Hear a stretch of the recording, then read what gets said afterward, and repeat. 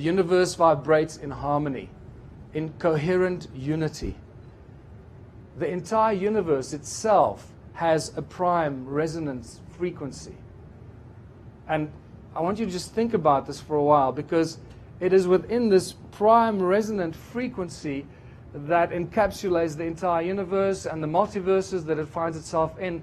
If it didn't vibrate in absolute unity and harmony, it would be in dissonance. It would be incoherent. It will start breaking apart. It won't remain in unity.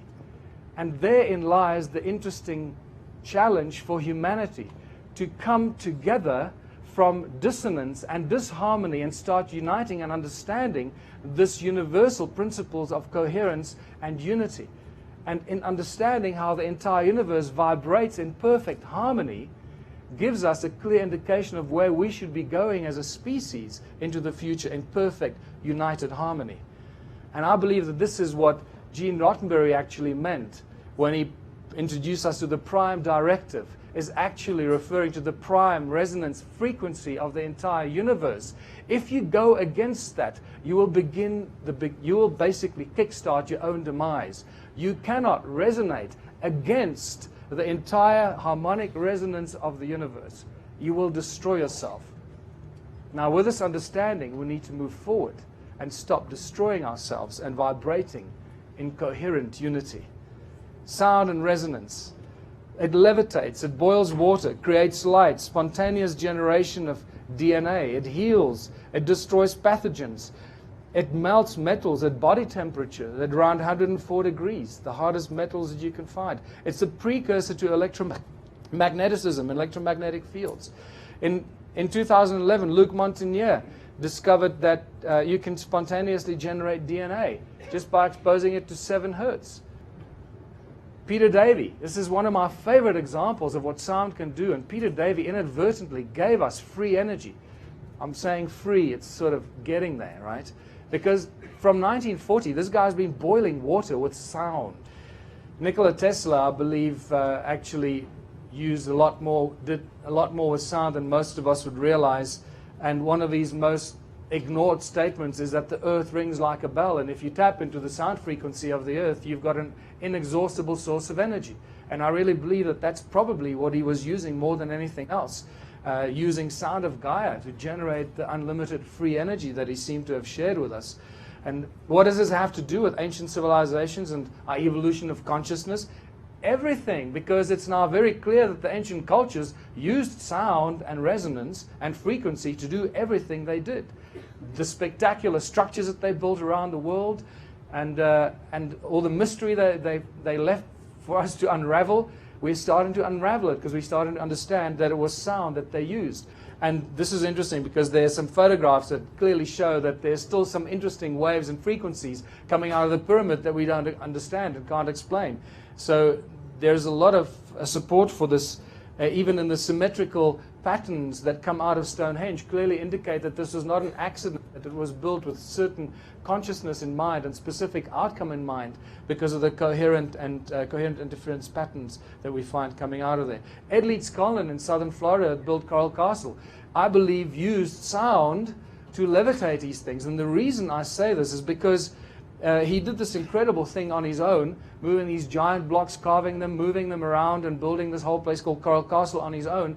And apparently he did this with what some schoolboys could refer to as ice cream cones in his hands. And this is why I call it the ice cream cone phenomenon. And I got very excited about this, and these are the little moments in your research, in your life of research, that change the way you think about things and how you see things, because I've been finding ice cream or cone-shaped tools around South Africa, around the stone circles, since the first day I set my foot there, and I found dozens and dozens of them, all connected to the stone circles and the ancient ruins that I've been exploring.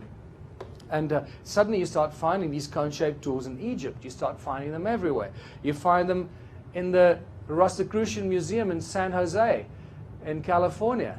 And guess what the cuneiform inscriptions on these cone-shaped tools tell us? That these were tools utilized for building the temples in Sumer. And they commemorate the building of the temples in Sumer. Cone-shaped tools. And we start getting an interesting common denominator here.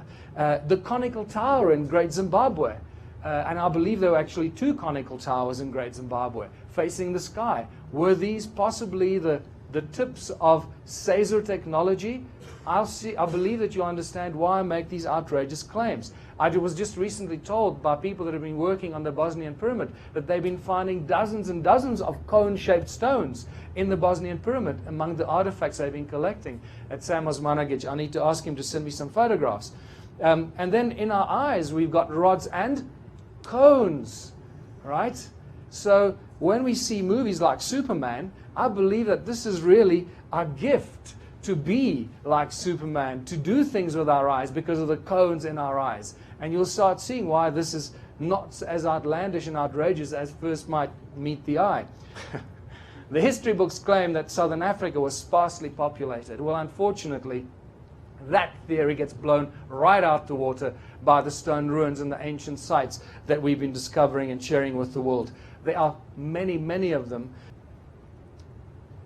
I'm going to show you just a few of them so you get an idea.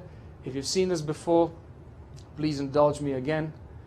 What's important to note that each one of them is circular, and yet each one is completely unique. There are no 2 stone circles that are identical or even closely resembling each other.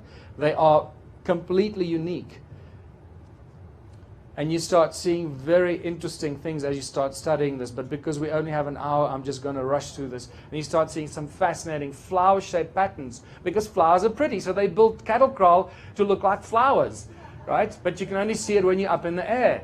I don't think so. So what's going on here? Notice how they connect it by these channels, that everything is connected. And incidentally, Great Zimbabwe is part of all of this. Okay? It is not excluded. In fact, we'll realize that Great Zimbabwe is the head office or the major stone structure in Southern Africa, or as I now have irrefutable evidence that we can't go to in here in this short space of time, that this was actually the Sumerian entity Enki, his domain. The problem with these stone structures and these cattle kraal is that they aligned with the movement of the sun and solstices and equinoxes, and also sacred geometry and 5-factor and so forth. So, and hexagons suddenly come out of it. And you realize that these cattle kraal must have obviously been built for holy cows, because otherwise these guys were really wasting their time. And when you start seeing equilateral triangles that do some really interesting things and star tetrahedrons coming out of these structures, we realize we're dealing with something far removed from basic structures, whether they were built for dwellings or cattle. It doesn't matter. This is a whole different level of consciousness. These ancient roads or channels that connect each one of these stone circles. Not one stone circle stands on its own. They're all interconnected. And this is where it really started getting my attention, when I realized that we're not dealing with individual dwellings or individual little structures for some little migrant tribes that were moving around. We're dealing with a vast network of structures that are interconnected by these channels that are not roads, as our history books in South Africa call them, roads to drive their cattle on.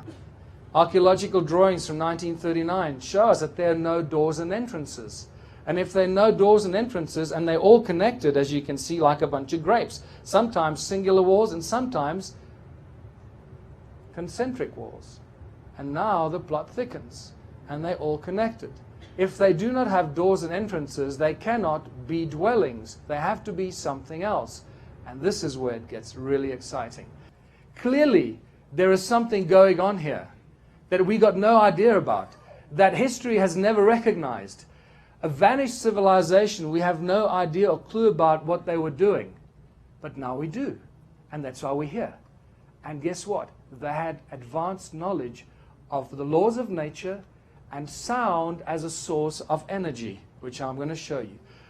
And this is where my real breakthrough moment came, when I realized that the stone they used was a special kind of stone, mostly known as hornfels. They also use a very dense kind of dolerite, which to an untrained eye looks just like hornfels. But the common denominator they have is that these stones ring like bells. They conduct sound. So the next question is, well, what are these stones made of? Well, they're made of a lot of iron, and made of mostly this other stuff, the second most abundant element on Earth next to water, and that is quartzite or silica. And guess what we use quartz and silica for in the most advanced technology today? And so what are we learning from this? We're learning that you don't have to extract the silica out of the raw material to put it into fancy, shiny little metal boxes to sell to people, because you only do that if you want to sell it. If you know how the stuff works, you leave it in its original form because it's infinitely more efficacious in that original form. You're not breaking its energy around it by extracting it, because you want to sell it and leave it in the stone. This is why the ancients worked with stone, because they understand how to use silica, how to use the laws of nature, and all these things around us for their own benefit. And now that we know that you can store digital information in crystals, large amounts of terahertz in real crystals, you no longer need little chips that we put in our computers. I'm suggesting that hold on to your crystals, because there's a new law that's going to be passed that crystals are now suddenly illegal. Because now, we can't have people storing trillions of terabytes of information into one crystal. That's not good for business, is it? So just watch this space. I'm not sure what's going to happen there. So, and it's only really in 2009 that the world was introduced to SASER technology. Until then, we only knew about laser technology. Now suddenly they're talking about SASER technology. Laser uses light, coherent light. SASER technology uses sound. Bingo. Here we are. Going back thousands of years, suddenly understanding what these ancients did. They didn't necessarily use light. They probably used light as well. But they most likely used mostly sound, SASER technology. Therefore, the cone-shaped tools, the cone-shaped stones, the ice cream cone phenomenon that you find in all these ancient sites, from the pyramids to Stonehenge, to the Bosnian pyramid, to all over the world, to Leedskalnin at Coral Castle, and these spectacular cone-shaped tools that I've been finding. And you can see that these stone circles, all of them resemble cymatic patterns, cymatic shapes. And that's exactly what they are. They're just cymatic patterns representing the sound frequency in the earth at that specific place. In other words, each stone circle is an energetic plug point into the earth, sucking out the energy through sound at that particular space. Are they all connected, making one huge giant energy grid? And the magnetron plays an important role here. Magnetron is a device we use extensively today in modern technology. So magnetrons are incredibly powerful things. So you can imagine how powerful a magnetron of about 20 meters in diameter is. So I believe that we're dealing with advanced knowledge of the understanding of the laws of nature and using sound as the source of energy. I'm going to come back to this. So we're looking at one giant energy grid, creating huge amounts of energy, all connected, all for the mining of gold and whatever else we haven't figured out yet. We've measured electromagnetic activity, we've measured sound frequency, we even measured the decibels at which these frequencies come out of the walls, these stone walls. So we have free energy, people. The ancient civilizations of Southern Africa have given us free energy, and we just need to figure out how to tap into it. What were these ancient sites all about? Because when you look at them, many of them, they're just too many pillars and not enough space. But we're still told that it's for the worshipping of this god and the offering of this here, and then meat over here and bread over there, and then you go to worship there, and then you go over there and you sing. And it's like, sorry, it just doesn't make any sense. It's all nonsensical, crap that they're feeding us. So what I also found that this obelisk actually rings just like a bell. When I put my ear next to this, and Hugh Newman tapped on the other side, I couldn't believe it. It's just like those stones that I was ringing. They ring like bells, these obelisks. And I realized that they're actually giant antennas. And we're dealing with advanced technology on a gigantic scale. And this is where it gets really exciting, because I realize that this advanced technology on a giant scale has got nothing to do with worshiping gods and making offerings. But in fact, when you start looking clearly at these, they don't make any sense. Look, these weird rectangular structures and geometric structures that many of them don't have doors and entrances, just like the stone circles. And you realize what's going on here. And even at the Parthenon, when you look around the Parthenon, the main structure there, the remains of a lot of geometric structures. And the Greeks, by the way, didn't build the Parthenon, they inherited it. Just like the pyramids were inherited. And when you start looking, and there's this amphitheater that leads to this entrance and it's connected to this entrance. Too many pillars, not enough space, weird geometric structures and shapes that don't make any sense. And here you got another one, these giant things connected to what they say is the dwelling quarters, the living area. But it doesn't look like a living area when you look at it at all, actually, because many of them have weird looking entrances, and it doesn't make any sense. And this is one of my favorites. Look at these, just these bloody pillars like going crazy, and then that big open area over there, and then you got concentric circles in front of it. There was a book next to our bed of aerial photographs of ancient sites. And this is when I had this epiphany, when I started, because you don't often see aerial sites of ancient sites, aerial photographs of ancient sites. And this is where the penny dropped for me. I realized that the temples are actually templates, and you start seeing that it's got nothing to do with worshipping, that these are actually templates and they're giant energy circuit boards. That's what we're dealing with. And it changes everything, people. Now we got a connection to the stone circles in South Africa generating energy, and you realize that this is a whole different kettle of fish. All right?